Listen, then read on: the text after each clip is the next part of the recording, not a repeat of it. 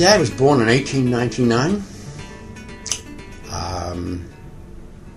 I think at about the age of 16 or 17 he went off to the First World War.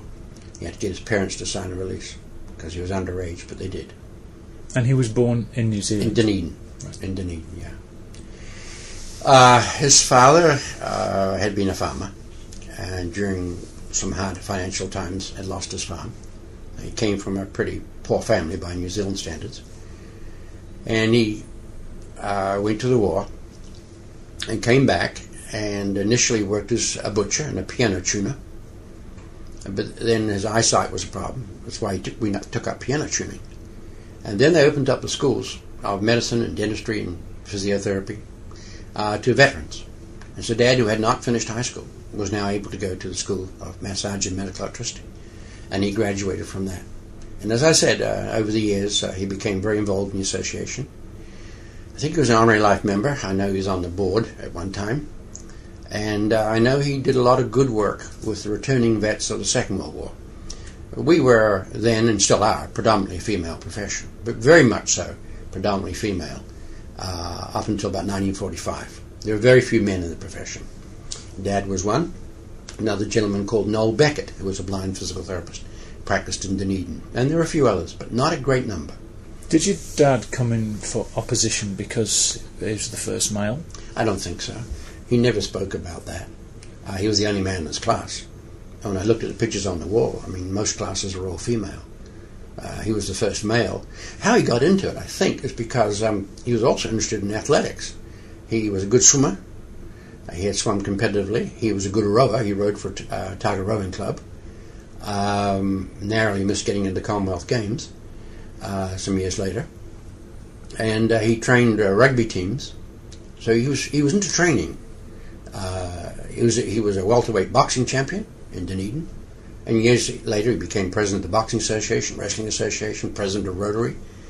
He was a very articulate, personable gentleman. And my mother was a socialite, which didn't harm, I should say, Dad's physical therapy practice. She was a delightful lady, very entertaining. They were well respected in society. When the Queen of England came, for instance, on a tour, and there were a limited number of people invited to, go to mayoral chambers and things like that, Dad's name was often there. So he did very well that way. His practice, however, was interesting because it was mainly massage. He had ultraviolet lamp. He treated psoriasis with that. He had infrared lamps that kept falling over and bulbs breaking and elements. Sometimes he'd get burnt, a couple of patients with broken elements. That sort of thing would happen. And he had a traction table, which he really wasn't using very correctly, I found out sometime later, but he had got that built by seeing a picture in Sir X's book. And he got a book copied from that. It wasn't bad. He had a shortwave diathermy and a long-wave diathermy. Now, the long-wave diathermy was very, very heavy. And Dad would do home visits in the morning and office visits in the afternoon. So what would happen is that the night before Dad was to do a home visit, he and his father would deliver the diathermy machine to the patient's house. They'd put 2 poles through it and carry it like Chinamen, he would say, yes. So the two of them would carry it on 2 poles and drop it onto a set of wheels at the patient's front door. Then it would be pushed in the morning when Dad arrived to treat the patient. He'd treat the patient, push it back out onto the wheels, and that night, or lunchtime that day, his father and he would pick it up again. He had a little Austin motor car, and he'd pick it up and drive it to his practice for the afternoon.